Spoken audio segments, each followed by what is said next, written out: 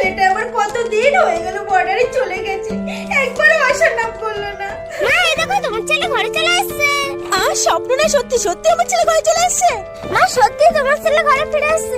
মা আমি শুনেছি তুমি 2 দিন ধরে কিছু খাওনি, এ নাও এটা খেয়ে নাও। কিন্তু বাবা তুই ব্যাগটা কেন খুলছিস না? ব্যাগটা খোল, তুই কতদিন পরে ঘরে ফিরেছিস, ব্যাগটা খোল। মা আমি তো তোমার সাথে দেখা করার জন্য এসেছিলাম, আবার আমার এক্ষুনি বর্ডারে যেতে হবে।